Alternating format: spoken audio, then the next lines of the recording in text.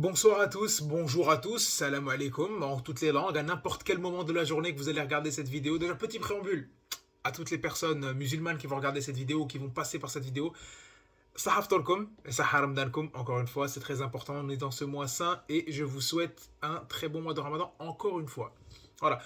Aujourd'hui, on va parler de quoi hein. Comme c'est sur le t-shirt, comme c'est sur le titre, comme pourquoi vous avez cliqué, comme sur la miniature, on va parler de l'équipe nationale d'Algérie et des deux matchs qu'elle a disputés, comptant pour les qualifications de la Coupe d'Afrique des Nations 2023 qui aura lieu en 2024 en Côte d'Ivoire.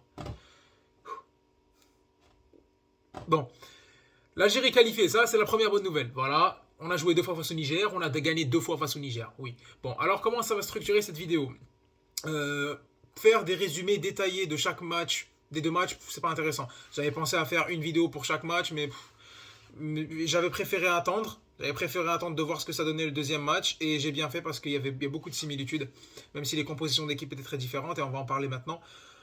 On va en parler maintenant, voilà. Un bref résumé des deux matchs. Alors, quand on voit comment on aborde ça, justement, moi c'était très intéressant. J'attendais entre guillemets cette fenêtre-là parce que déjà, l'Algérie a été éliminée de la course à la Coupe du Monde sur le fil l'année dernière. C'est une blessure béante ouverte pour les joueurs, pour le staff et pour tout le peuple algérien et les suiveurs de football de l'équipe d'Algérie. C'était très compliqué. Et à ce moment-là, on avait compris que dès lors, hein, déjà l'élimination de la CAN 2022, ce qui s'était passé face au Cameroun, Togo Kambi, Ben Ayada, à ce moment-là, c'était très compliqué. Il fallait recréer autre chose. On voyait que c'était un système qui commençait à s'essouffler, une équipe qui commençait à s'essouffler, un collectif en général.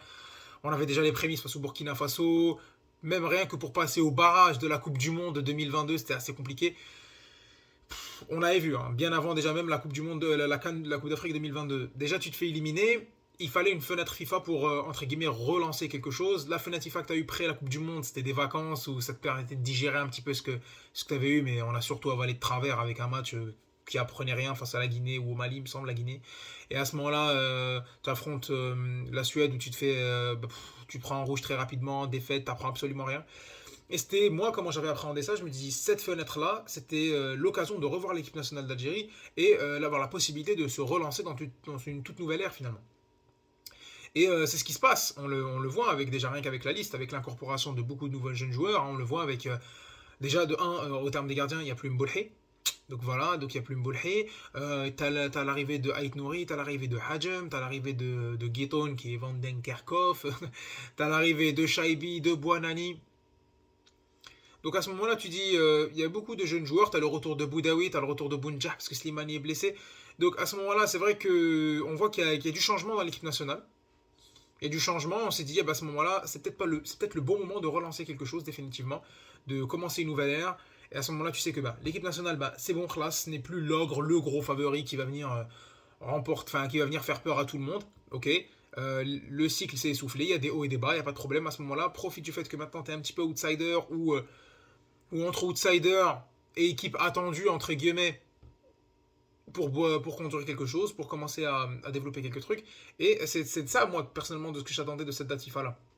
Bon, quand on voit le premier match directement, il faut savoir que, bon, après, on peut se mettre à juger le match en disant oui, c'était pas très intéressant. Franchement, on aura pratiquement tous les mêmes constats. Hein. Si tu as regardé le match et que tu as un minimum objectif, on aura tous les mêmes constats. Oui, c'était pas très intéressant dans le jeu, c'était frustrant, on aura le temps d'en parler. Mais faut pas oublier quelque chose, faut pas oublier l'objectif de cette date FIFA là, pardon. C'était pas des matchs amicaux. Voilà, c'était pas des matchs amicaux, c'était des matchs de qualification pour la Coupe d'Afrique. Et mission réussie, ils réussissent quand même à gagner les deux matchs. Tu me diras, oui, encore heureux, tu as réussi à battre le Nigeria, mais c'était le but. Donc déjà ça ok, donc là on va pas l'enlever parce qu'il faut que je sois tout à fait honnête, parce que là je vais parler, je vais pas être sympa, je vais vraiment pas être sympa. Donc à ce moment-là, il faut rendre à César ce qui appartient à César. Le but c'est de se qualifier, fallait le faire, dans un contexte compliqué, le Ramadan, tu reviens dans la première vraie date après la mauvaise expérience que tu as vue l'année dernière, ce qui s'est passé à la Coupe du Monde, tu as des pays entre guillemets, parce que faut pas se mentir, ça peut faire mal, même si moi j'étais très content pour le Maroc, on a fait des vidéos, mais voir un pays qui est plus ou moins similaire en termes de potentiel, de qualité de jeu, etc., aller très loin, et toi tu n'as même pas eu la possibilité de disputer la Coupe du Monde, ce qui fait que ça a encore décuplé la frustration pour dire que peut-être qu'il y avait la place. Et encore une fois, Psahtom et félicitations au Maroc et je leur souhaite aussi de continuer à progresser parce que le football africain le mérite. Ils ont subi beaucoup de conneries, ils le méritent également. Donc bref, il y a pas de hasad entre nous. Moi, je suis pas dans ça. Moi, je me concentre sur l'équipe d'Algérie. Parce que dire, j'espère qu'ils perdent, Inch'Allah, ils perdent. Bon, ça, c'est des rivalités à la con. Si t'es vraiment le meilleur, tu bats n'importe qui. Voilà, t'en as rien à foutre que le Maroc soit le meilleur, ou que l'Afrique du Sud, ou que l'Égypte, ou le Sénégal, ou la Tunisie, ou qui tu veux. T'en as rien à foutre à ce moment-là. Et moi, je pense qu'avec la mentalité qui a été instillée depuis l'arrivée de Belmadi, ce qu'on a vu en 2019 et ce qu'on a vu après pendant 4 ans, parce qu'il ne faut pas se mentir, c'est jusqu'à l'élimination du Cameroun, enfin à la Coupe d'Afrique, où on a 35 matchs sans défaite, où c'est une équipe en mode rouleau compresseur qui était destinée, entre guillemets, à faire de très belles performances. Il ne faut pas jeter ça à la poubelle. Donc si tu es censé être... C'est une mauvaise phase, etc. Mais là, il faut accepter de travailler et se relancer sur quelque chose. Et c'est exactement, je pense pour moi, le bon timing. Et ça a commencé déjà à être fait. Parce que déjà, on voit que seulement 9 joueurs de l'épopée de 2019 ont été rappelés. Il y a des joueurs qui ne sont pas là. Après, il y a des évidences, hein, comme Guedioura qui était là en 2022 face au Cameroun. Mais Boulhay n'est pas là. Ben Lamri n'était pas là. Bounjah n'était pas appelé. Mais il a été rappelé en renfort par rapport à Slimani, qui était blessé. Le roux nouveau du milieu de terrain, même en défense. On le voit, donc c'est une toute nouvelle équipe qui rentre. Malgré tout, je pense que pour le premier match, c'est un 11 assez compétitif, mais ils font une première mi-temps horrible. Je sais pas hein, pourquoi ils font une première mi-temps horrible d'ailleurs, parce que. Ouais, je sais pas si c'est parce que physiquement, mais bon, les deux équipes faisaient le jeûne. Hein, le Niger aussi, c'est un pays musulman. Je sais pas. Est-ce que c'est le fait que ce soit un nouveau stade, que c'est le fait de se revoir après cette période-là? Est-ce que c'est de la nonchalance? Est-ce que c'est peut-être. On sait qu'il y a une nouvelle histoire à créer avec ce groupe-là, parce qu'une équipe nationale, c'est avant tout un groupe. Ok, qu'il faut développer l'esprit groupe. Quand tu es en club, c'est vrai que tu te vois tous les jours, tu peux développer des tensions, mais tu as aussi plus de chances de développer une cohésion. L'équipe nationale, ça se base surtout sur ça. T'as pas le temps de travailler sur plein de dates FIFA, de travailler techniquement, etc. Ou tactiquement. T'as pas le temps. Ça, c'est un travail de longue haleine. C'est très compliqué d'être sélectionneur, surtout dans des équipes où il n'y a pas pléthore de gros joueurs qui jouent dans d'immenses clubs. Hein, je vais pas dire que c'est facile quand tu es coach du Brésil, de la France, de l'Argentine, mais on va dire que c'est plus simple. Enfin, de l'Argentine. Bon, de cette Argentine-là, c'est un immense travail. On sait, c'est pas les générations précédentes. Shout out to Lionel Messi, on perd pas le nord.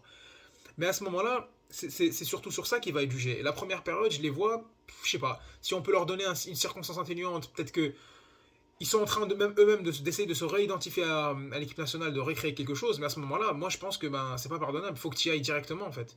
Et tout le monde, bien sûr, tout le monde a sa part de responsabilité, mais il faut que tu y ailles directement. Parce que moi, je voyais des joueurs très bons techniquement rater des contrôles de balles. Et un sahbé, c'est pas comme ça, frère. Benasser qui rate des contrôles, qui les met à 1 mètre. Mais c'est même pas un problème de pelouse, je pense que c'était correct. Même Marez. Belaïli qui était un petit peu dans le brouillon, qui encore une fois le plus remuant, etc. Mais sur le premier match, t'as quoi à tirer? Le fait que la défense, elle est très mal alignée. Parce que t'essayes d'aligner Mandy et Touba. Il a fallu que Touba sorte à la mi-temps, tu fais rentrer Ben Sebaini pour avoir un semblant de contrôle. Qu'est-ce que t'as à dire? Que le milieu de terrain, t'essayé de voir un petit peu un Benasser qui était très remuant, mais encore une fois, on le trouvait très je le voyais frustrant, un peu lourd, un peu pâteau. Andy Delors aussi, alors que c'était censé peut-être, hein, fait pas dans nos F, mais le seul qui a pas jeûné était lourd.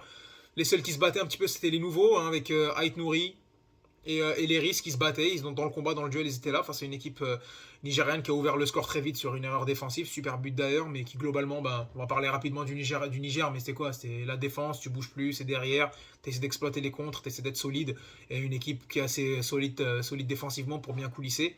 Voilà, c'est à ce moment-là, c'est des matchs où intéressants où tu dois travailler, je pense. Et la première période, c'était complètement raté. Il fallait attendre l'apport de 109, peut-être un remaniement tactique ou même psychologique à la deuxième période avec l'entrée de Bounani, de Shaibi, pour essayer de voir quelque chose. Et moi, je trouve ça décevant parce que quand tu es les leaders de l'équipe nationale, tu dois pas attendre que les jeunes joueurs te sauvent. Parce que l'image, elle est belle à la fin. Avec le centre de Shaibi, la super déviation de Bounani, 18 ans, pour Marès, son idole, etc. Oui, il n'y a pas de problème.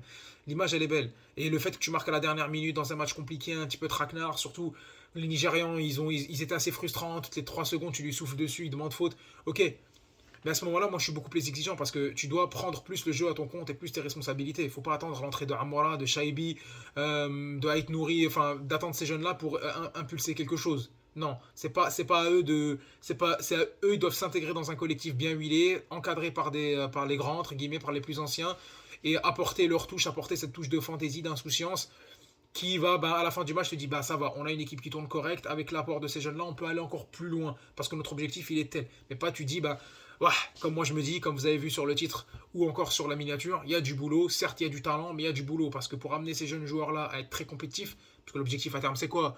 La Coupe d'Afrique de Nations 2023, enfin 2024 et la Coupe d'Afrique 2025. Le but, c'est la Coupe du Monde 2026. Bien sûr, si on peut gagner les deux cannes, ce serait avec grand plaisir, la plus grande des joies. Je pense pas que ça va être fait. Le but, c'est vraiment d'aller en Coupe du Monde 2026 et réparer l'affront qu'on a subi, qu'on s'est auto-subi en 2022. Tu vois. Donc à ce moment-là, tu as de très belles opportunités. Tu es qualifié maintenant 2 matchs avant, parce que ben, le deuxième match, on va en parler rapidement aussi. Tu es qualifié, il te reste 2 matchs, de quoi travailler. La Coupe d'Afrique 2024 encore, parce que comment je vois quand c'est en train de partir, on doit recréer une toute nouvelle dynamique. Il faudrait y aller très ambitieux, il faudrait y aller fort mentalement, esprit 2019, voire au-delà. Mais je pense que ça sera aussi une occasion de bosser. Tu auras une canne juste après, ça sera la canne de la confirmation avant le Grand Est, qui est la Coupe du Monde 2026, où normalement, il ne devrait pas y avoir de gros problèmes pour se qualifier cette année avec 9 pays. Donc, encore une fois, moi je me dis, les cadres là, ils doivent vraiment step up, parce que quand on voit les jeunes jouer, si Belmade est vraiment dans sa stratégie de relancer une nouvelle impulsion pour l'équipe nationale, à ce moment-là, Malazim Chit Mskharga, il doit pas rigoler. Et si t'es pas assez bon, tu sors. Quel que soit le statut que tu as finalement. Marez, pas Marez, tu te caches ou tu te caches pas, même si tu es décisif, tu marques. Et encore, même deuxième match, tu fais une passe D. Mais encore une fois, moi j'attends de toi que tu sois encore plus protagoniste dans le jeu. Voilà, tu dois pas attendre, même à l'image du deuxième match, même s'il y a un gros turnover, etc. C'est quand même le Niger, c'est une équipe faible qui t'a attendu. Si tu fais le pourcentage des possessions de balles, c'est du 90-10, ou même du 90-5 et 5% les ramasseurs de balles, parce qu'il y avait tellement de fautes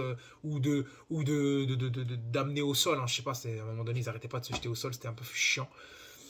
Mais voilà, donc tu dois amener autre chose, tu dois travailler autre chose, et tu dois pas systématiquement compter sur Belali, les farfats sur le côté, voilà, et qui fait un petit peu qui va faire un petit peu de fantaisie sur le côté en espérant qu'un Bounjah te marque, parce que Bounjah, même s'il est remuant et ça contraste vraiment avec Andy Delors qui était complètement pâteau, lourd, je trouve qu'en plus pas très bien servi. Ben Bounjah, déjà le premier but il le marque pas, enfin le match aller c'est un but contre son camp, il manque d'efficacité, on le voit encore très caricatural, redescendre, monter, on sait pas vraiment ce qu'il fait.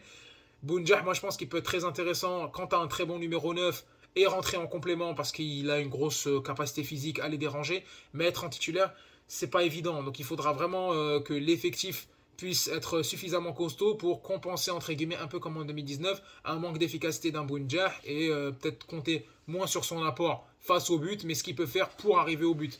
Pas forcément dans la construction de balles ou dans l'échange de balles, dans les touchés, dans les combinaisons, mais plus dans ce qu'il peut faire sans ballon. Voilà. Et bon, encore une fois, le deuxième match, c'était un peu à l'image du premier, c'était un peu frustrant au début. C'était un bon. Enfin, après, qu'est-ce que tu attends? C'est le football africain, hein, c'est pas évident. Le terrain, c'est pas ouf non plus, mais c'est pas dégueulasse. Encore une fois, sur les contrôles de balles, tu sentais que c'était très frustrant, ils n'arrivaient pas à s'entendre. Mais encore, si tu veux leur donner un petit bénéfice comme ça, un petit peu de crédit, tu dis c'est la première fois, il y avait beaucoup de jeunes joueurs qui doivent recréer quelque chose ensemble. Alhamdoulilah, on a gagné les 2 matchs. Franchement, c'était pas facile. C'était pas non plus ultra stressant, mais c'était chiant à regarder. Mais à ce moment-là, tu sais que tu as 2 autres matchs et à ce moment-là, il faudra vraiment travailler. Il faut que tu prennes ton équipe et que tu la développes. Balmadi doit prendre des décisions fortes qui doivent s'imposer. T'es pas assez bon, tu joues pas. T'es pas assez bon, t'es pas convoqué en fait. Les places doivent être chères à l'équipe nationale. Il n'y a pas que des joueurs comme Zorgan par exemple qui doivent en pâtir. Tu vois, si t'es pas bon, tu joues pas. Euh, on l'a vu avec des joueurs qui étaient censés être titulaires, comme Ramiz Zerouki qui n'a pas joué, Belaïli qui n'a pas joué le deuxième match, Ait Nouri qui a fait une très belle performance. Premier match, il n'a pas joué au deuxième, on a préféré mettre Hajem qui a joué tout le match, même si je pense qu'il a manqué peut-être d'assurance, mais encore une fois, c'est un jeune joueur qui a à peine que 9 matchs en Ligue 1, avec Nantes en plus, donc bon. Qu'est-ce que je peux tirer? Le deuxième match, c'était un peu mieux défensivement avec Tougaï Ben Sebaini. Moi, le Ben Sebaini en défense centrale, je l'appelais un petit peu de mes voeux parce que ça fait longtemps que je me dis, ben, ce gars-là était formé défenseur central, il a joué latéral, il joue encore latéral en club.